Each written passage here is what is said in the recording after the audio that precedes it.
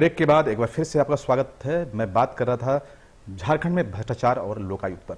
लोकायुक्त वो संस्था है जहां पर आम लोगों की दृष्टि होती है और उन्हें सब उम्मीद होता है कि जो यहां पर सरकारी भ्रष्टाचार होते हैं उस पर यह संस्था लगाम लगा पाएगी।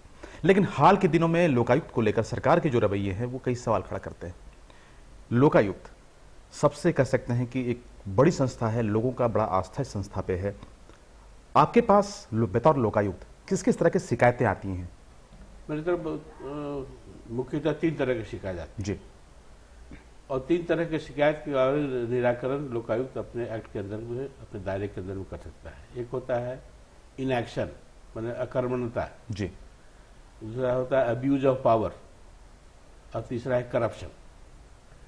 तो इनएक्शन मीन्स अगर कोई सरकारी मुलाजिम रिटायर करने में, एक एग्जाम्पल के तौर पर रिटायर करता है, उसको रिटायरमेंट बेनिफिट नहीं मिल रहा है जी। तो ये अकर्मण्यता कर इनएक्शन के चलते ही उनका बेचारे का चाहे प्रोविडेंट फंड हो, ग्रेच्युटी हो या पेंशन नहीं मिल रहा है। वैसी शिकायत आती है, उसका मैं निराकरण करता हूँ और वैसे मामले में मुझे बहुत सफलता मिली है। जी। दूसरा होता है abuse of power. Abuse of power means जो उनको पावर नहीं है वो यूटिलाइज करते हो, बियॉन्ड पावर आप चले जाते हैं किसी काम को करने में, सरकारी अधिकारी या जो अधिकार है आपको उसके अंदर में काम नहीं करते हैं, ये अब्यूज ऑफ पावर या हाँ, बिल्कुल अब्यूज ऑफ पावर है। हाँ। कि जैसे कि कई इलाकों में आता है कि भाई आपके पास निहित पावर है, बीडीओ या सीओ वहां पर कुछ नाजायज कर लिया, दरोगा कुछ नाजायज कर लिया, कभी कभी तो बड़े जो अधिकारी हैं वो भी बड़ा नाजायज कर लेते हाँ, हैं। तो उसके खिलाफ में यहाँ पर मेरे पास आता है जी। शिकायत। बीडीओ सीओ पीडीएस सिस्टम इस पर तो भरा हुआ है, आंगनबाड़ी ये सब जो इस लेवल पे बहुत ही ज्यादा तो शिकायत। ज्यादातर जो केसेस हैं वो ग्रामीण क्षेत्रों से आते हैं या ग्रामीण शहरी क्षेत्रों से आते हैं, मोस्टली ग्रामीण क्षेत्र से। आप मुझे कहते हुए बड़ा खुशी है कि संथाल परगना जैसे सुदूर और पिछड़े हुए इलाके से कंप्लेंट के केस का नंबर ज़्यादा है। इससे ये पता चलता है कि वहाँ की जनता जागरूक है, अपने अधिकार के प्रति लोकायुक्त के बारे में जानती है जनता वहाँ पर, और ये भी जानती है कि हमको लोकायुक्त के पास जाएंगे तो हमको रिलीफ मिलेगा, हमको इसमें मिलेगा। और उस तरह की शिकायत जो है वहाँ जो अधिकारी इस तरह के अपने कार्य में लिप्त हैं, जिससे कि जनता तरफ से वो शिकायत लेके आती है। इसका मतलब है कि जो ग्रामीण क्षेत्र है उनकी बड़ी आस्था है आप पे? एकदम बहुत। मेरे ज्वाइन करने के बाद जब मैं ज्वाइन किया था उसमें करीब साल में हम समझते कि अगर 200-250 रुपये 200-250 कंप्लेंट आता होगा, मेरे आने के बाद वो बढ़कर 700-800 तक पहुंच गया जी। साल में। अब चूंकि अभी भी 600-700 का एवरेज के हिसाब से कंप्लेंट आ रहा है, लेकिन मोस्टली जो है ग्रामीण क्षेत्र से आता है। और सब बीडीओ सीओ, अब चाहे फॉरेस्ट डिपार्टमेंट, माइनिंग डिपार्टमेंट, ये सब के खिलाफ भी ज़्यादा शिकायतें हैं। बिल्कुल। और जो तीसरे तरह का है वो क्या है? करप्शन, भ्रष्टाचार का। जी।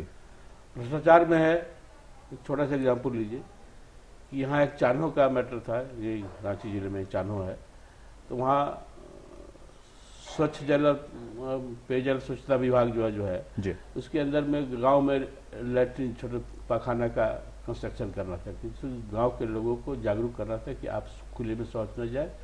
आप लैट्रिन बना दिया जाता है, गवर्नमेंट सब्सिडी दे रही है और आप कुछ लगाए जिससे कि आपका भी इंटरेस्ट रहे और कंस्ट्रक्शन होगा। जी। हजारों हजार लैट्रिन बनना था गांव में। ठेकेदार, एनजीओ और सरकारी मुलाजिम वगैरह सब मिलके जी उस पैसे का भी बंदर बांट कर लिया, और करने का नतीजा ये हुआ कहीं तो केवल पैन जो है सो बिठा दिया गया बिना गड्ढा का, कहीं पैन बिठाया गया तो कहीं चार दीवारी नहीं है, कहीं चार दीवारी के नाम पर टाट खड़ा कर दिया गया। इस तरह से गवर्नमेंट का फंड भी मिसयूज हो रहा है, मिसयूज हुआ।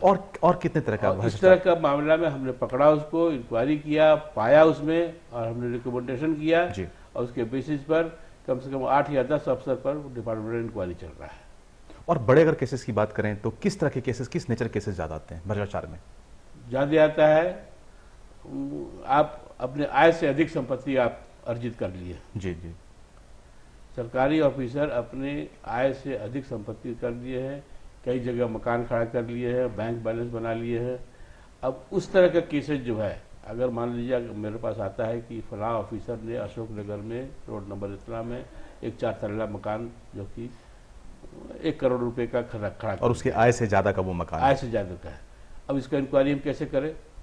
मेरे पास कोई टेक्निकल ऑफिसर है नहीं कि उस मकान का जो खड़ा है उसका वैल्यूएशन हम करें कि 1 करोड़ का जो बोल रहा है कंप्लेनेंट सो ठीक है, या जो कि ऑफिसर बोल रहा है कि 20 लाख का है सो ठीक है। इसीलिए हमने सरकार से इन्वेस्टिगेटिव एजेंसी में एक टेक्निकल ऑफिसर भी मांगा था कि इंजीनियर दीजिए हमको, जो कि इंक्वायरी करेगा, वैल्यूएशन पता लगाएगा। सबसे ज़्यादा अगर आपके ऑब्जर्वेशन के हिसाब से लें, जो कंप्लेन आपके पास हैं, सही है कि आपके पास एजेंसी अभी नहीं है, आप उसके लिए बहुत प्रयासरत हैं, तो ज़्यादा क्या इस तरह के केसेस आ रहे हैं जिसमें कि लोगों के जो आय हैं और जो लोगों के पास संपत्ति हैं उसमें बड़ा डिस्प्रपोर्शनेट आप देख? बहुत, वो सब केसेस बहुत है, और वैसे केसेस को आपको भेजना पड़ता है विजिलेंस को जी।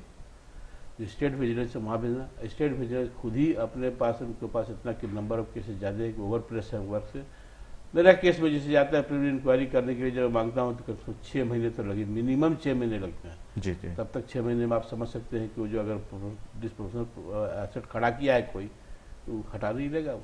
प्लस वो अपने खुद के जो अलग कंप्लेंट्स होते हैं, जो ट्रैप में वो जाता है। हाँ, तो इस तरह के केसेस जो खासतौर पर जो झारखंड में जो आम बातें हैं कि चाहे वो किरानी हो, चाहे वो अधिकारी हो, इंजीनियर हो, उसके बारे में बड़ी आम शिकायत है और लोगों में ये है कि भाई ये 5 सालों की नौकरी में इनके पास करोड़ों की संपत्ति हो गई। झारखंड में इस तरह के जो माहौल है और इस तरह के जो केसेस हैं और इस तरह के जो कंप्लेन है, लोगों में बड़ा गुस्सा भी देखा जाता है ग्रामीण क्षेत्रों में। इसको लेकर जब आपके पास कंप्लेन आते हैं तो बतौर लोकायुक्त, चूंकि जिम्मेदारी आपकी ज़्यादा होती है, आप पे लोगों का आस्था ज़्यादा है, तो फिर कैसे चीज़ों को हैंडल करते हैं? जैसा बड़ी मुश्किल होती है, बड़ी ग्लानि भी होती है कि हम पब्लिक को रिलीफ नहीं दे सक रहे हैं। कंप्लेंट आया, हमने विजिलेंस से इंक्वायरी मांगा, विजिलेंस का कि अगर किसी IAS अफसर के खिलाफ अगर आ गया शिकायत, तो आपको गवर्नमेंट से परमिशन लेना होगा कि इनके खिलाफ में इंक्वायरी किया जाए कि नहीं किया जाए जी। अब वो गवर्नमेंट से विजिलेंस डिपार्टमेंट परमिशन लेगी, अब वो परमिशन कब देगी, कब इंक्वायरी होगा, ये समझ सकते हैं आप। और ये पावर अगर लोकायुक्त को रहता है कि अगर इंक्वायरी का सीधा लोकायुक्त करे, तो न तो विजिलेंस न गवर्नमेंट का परमिशन की जरूरत था, न हमको विजिलेंस किसी का एजेंसी आपको हायर करना होगा, तो हम हायर कर सकते हैं। हम बात कर रहे थे जस्टिस अमरेश्वर साहब से, इनके दर्द को हम समझ सकते हैं। वक्त एक छोटे से ब्रेक का, ब्रेक के बाद हम वापस आएंगे तो जानेंगे आखिर सरकार पूरी चीज़ों को लेकर गंभीर क्यों नहीं है।